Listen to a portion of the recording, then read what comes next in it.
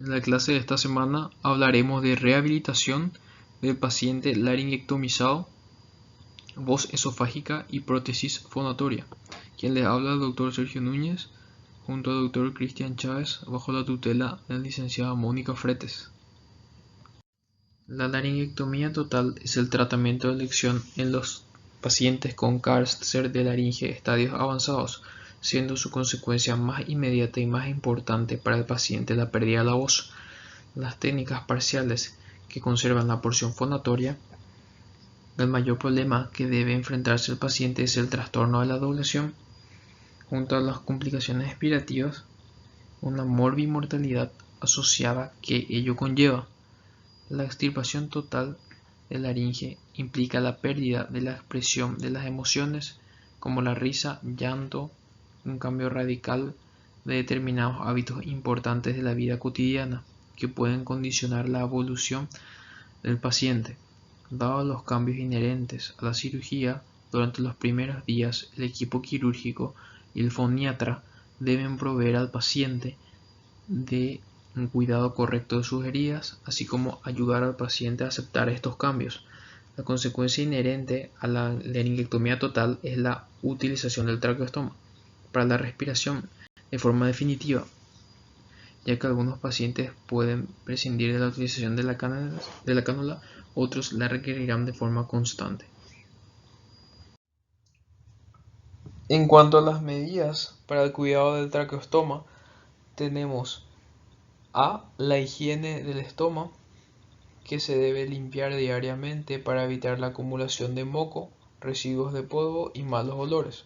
Se debe realizar un lavado de manos en primer lugar, humedecer el estómago con una tela de algodón y luego frotar suavemente. Se debe procurar no utilizar trozos de papel y algodón porque pueden ser fácilmente aspirados por el paciente.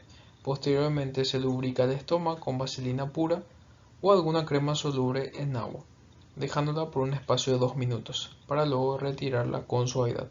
No se deben utilizar ningún tipo de aceite ni lociones para beber. Luego, la higiene de la cánula. La cánula externa debe limpiarse con cierta frecuencia para evitar la irritación del estómago y malos olores. Por el contrario, la interna se debe limpiar varias veces al día para evitar moco obstruido, que puede obstruir la luz de la misma. Esta limpieza es aconsejable que sea con agua caliente, jabón y un cepillo circular. Algunos de los pacientes pueden dejar de usar la cánula a partir de la sexta semana, de forma gradual. Inicialmente se retira la cánula durante 1 hora y si al cabo de este tiempo, al volver a introducir la cánula, no se ha estrechado el estómago, se puede ir aumentando gradualmente el tiempo sin cánula todos los días 1 hora, hasta lograr que su uso se restrinja a la hora de sueño. Posteriormente, tras 2 o 3 semanas de utilización solo nocturna, el paciente puede intentar estar sin cánula por 24 horas. No obstante, aquellos pacientes que presenten dificultad de mantener el tamaño del estómago, se le puede colocar un tapón de estómago. Luego tenemos la protección del estómago. Aunque un paciente sea capaz de mantenerse sin la cánula, es importante que éste esté protegido por un babero o filtro. Esto facilita la respiración y disminuye la tos. La forma más sencilla es un babero de gasa que se coloca alrededor del cuello, pero también pueden ser utilizados pañuelos, bufandas y prendas similares. La función del protector del estómago es filtrar el aire de partículas de polvo e insectos, así como también la creación de un espacio aislado entre el estómago y la atmósfera, supliendo el paso por las fosas nasales. Durante la noche también debe utilizarse dicha protección, no solo por las razones anteriores, sino también para disminuir el ruido que hace el estómago y para absorber los mocos. Por último, la producción excesiva de moco traqueal, que aumenta como reacciona a la cirugía, a los cambios en el aire inspirado y como reacciona a la cánula. A medida que los tejidos de la tráquea se van haciendo más resistentes, la cantidad de moco remite, pero siempre habrá presencia de moco en la traqueostomía. Se debe instruir al paciente para que ponga un pañuelo de tela que se debe colocar sobre el estómago y toser sobre el mismo. Para mantener las secreciones fluidas y fáciles de expulsar al toser, requerirá de fuentes adicionales de humedad en la casa. De lo contrario, las secreciones serán espesas y difíciles de eliminar. El aire seco puede ocasionar la formación de tapones de mucosidad, irritando la vía respiratoria y haciendo que las secreciones queden teñidas de sangre.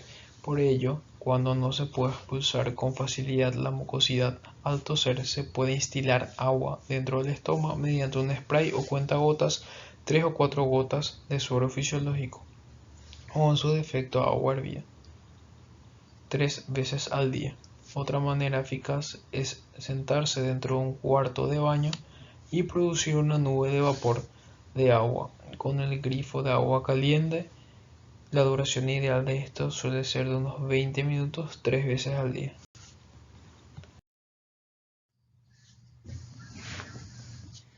La ericmofonía, o que popularmente se conoce como voz esomágica. La ericmofonía es el término técnico para designar a la palabra articulada por medio de la voz esofágica. Con el tratamiento logopédico no solamente se recupera la fonación, sino que se llega a crear un órgano sustitutivo, boca esofágica o neoglotis.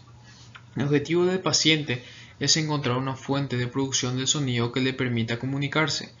Este consiste en la introducción de aire en el esófago y luego permitir que sea expulsado de forma controlada, haciendo vibrar el segmento faringoesofágico, produciendo un tono que se utiliza como fuente sonora y que será moldeado por el tracto supravocal, al igual que en las personas sin laringectomía.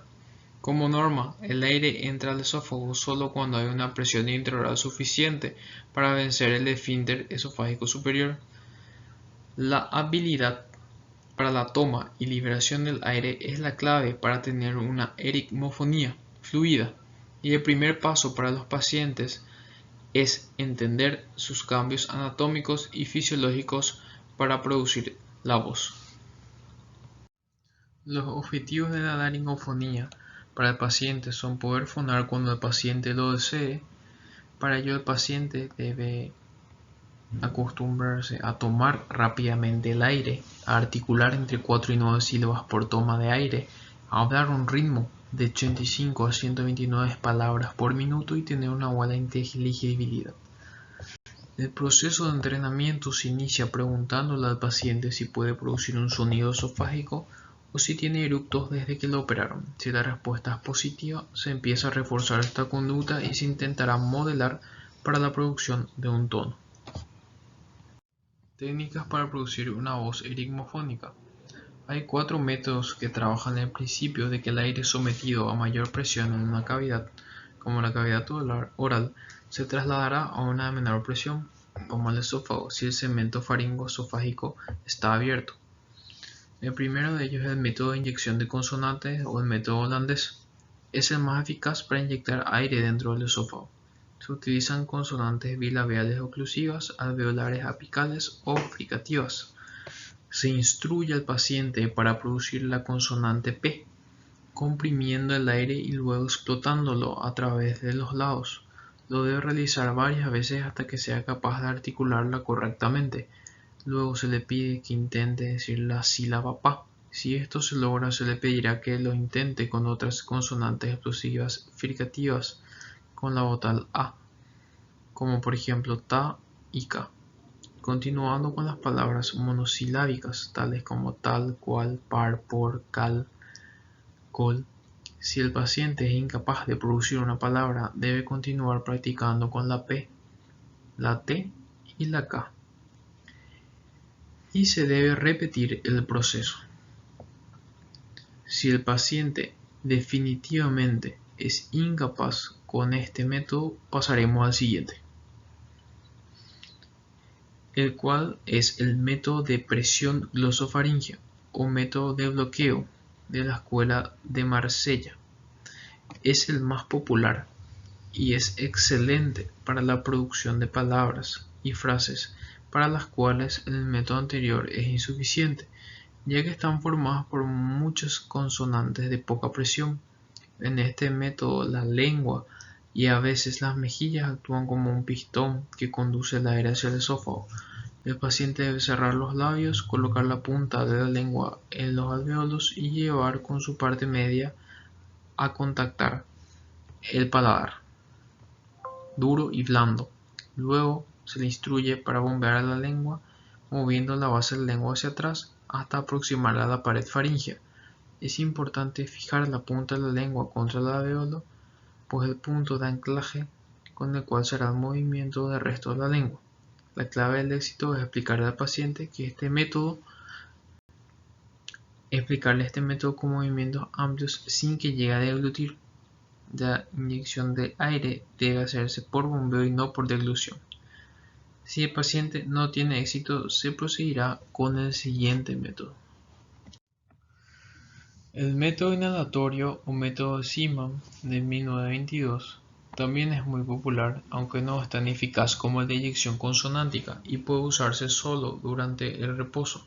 Se basa en el principio de que el aire entra en el esófago si el segmento faringoesofágico está bien relajado cuando se produce la inspiración aérea.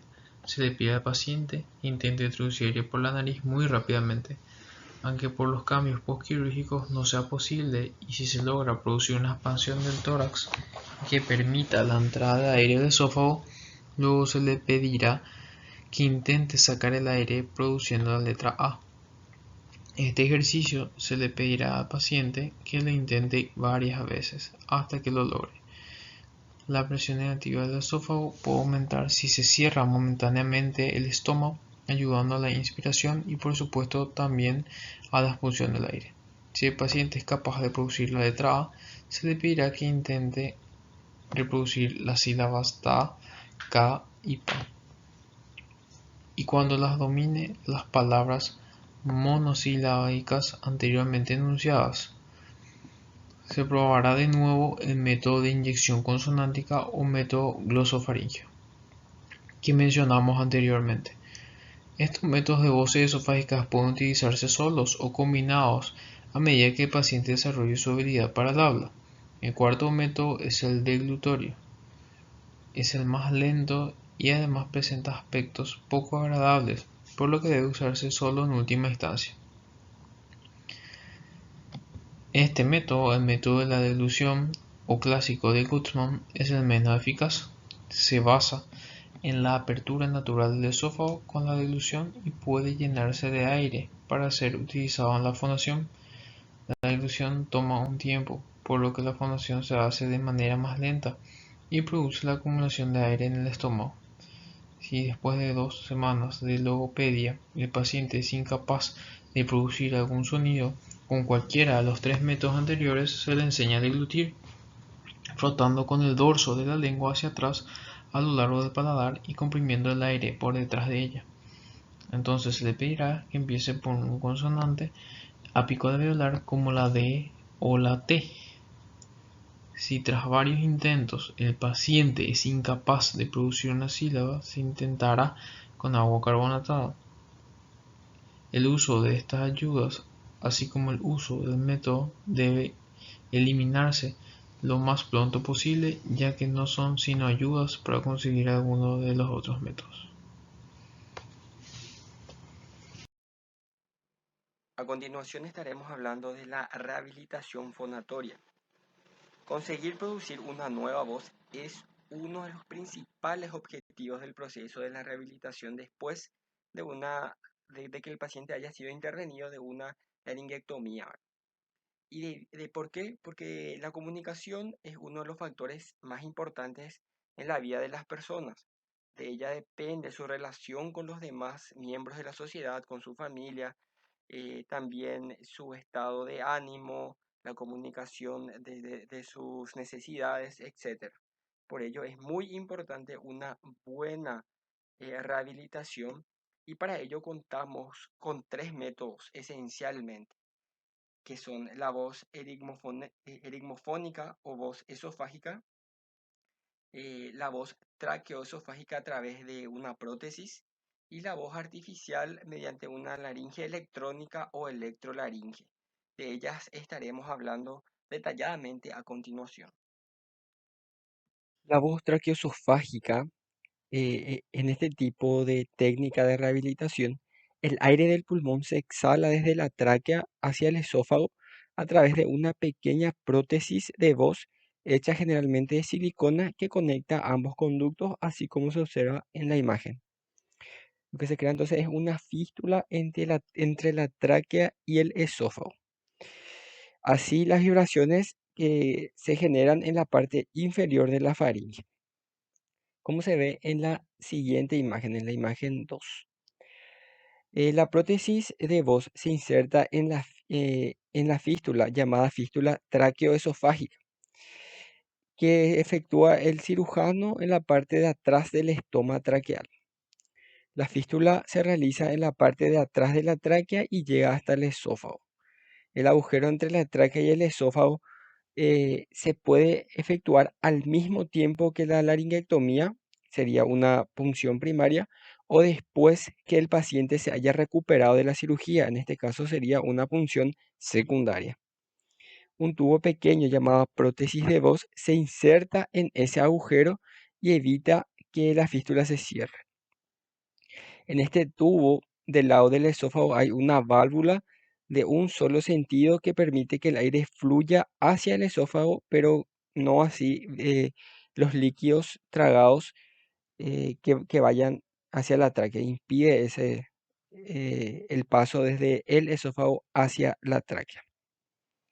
Entonces, el paciente puede hablar desviando el aire exhalado a través de la prótesis hacia el esófago cuando ocluye temporalmente el estómago.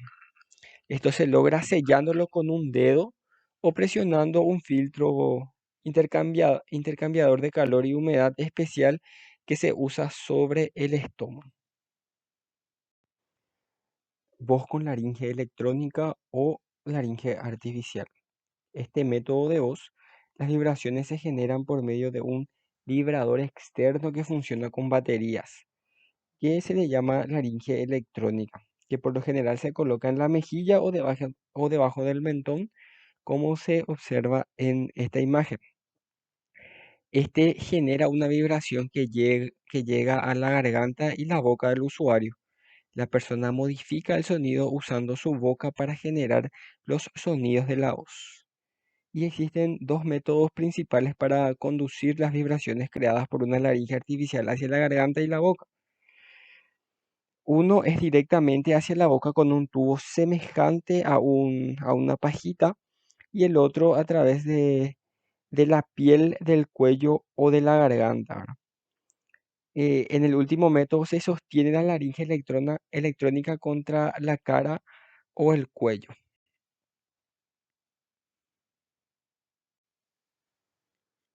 La ingestión, la deglución y el olfato no son los mismos luego de una laringectomía. Esto se debe a que hay una alteración de la anatomía normal luego de la cirugía. Y esto conlleva consigo la alteración de la musculatura y esto genera una dificultad para comer. También para tragar, inclusive líquidos, inclusive la misma saliva, y también puede llevar consigo problemas como estrechamiento del esófago y problemas en la peristalsis. El olfato también se ve afectado, ya que el aire inhalado no pasa por la nariz. La gran, el gran desafío que se tiene luego de una cirugía de esta envergadura es el de mantener una buena nutrición al paciente, ya que su evolución dependerá de ello. Por ende, es esencial y contar con la ayuda de nutricionista y que éste siga un plan nutricional adecuado acorde a sus necesidades y balanceado. Es importante que la dieta sea baja en carbohidratos y alta en proteínas e incluya vitaminas y suplementos minerales. La estrategia que puede mejorar la deglución incluyen comer despacio y pacientemente, tomar pequeños bocados de comida y masticar muy bien, tragar pequeñas cantidades de comida a la vez, bajar la comida con tanto líquido como sea necesario para poder deglutir de manera correcta y evitar comidas que sean muy pesadas, muy pegajosas o difíciles de masticar. Si es que a pesar de estos métodos mencionados recientemente, y no se puede llegar a una buena nutrición, se cuenta con pruebas para evaluar la dificultad para la deglución. Entre ellas está la radiografía con ingestión de bario, la videofluoroscopía, la evaluación endoscópica superior de la deglución, la nasofibrolaringoscopía deglutoria y también la manometría esofágica que mide las contracciones del músculo esofágico.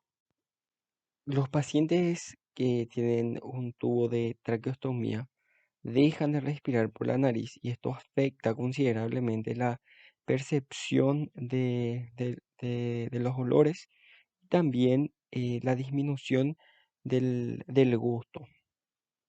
Además, estos pacientes son más propensos a, a tener enfermedad por reflujo gastroesofágico.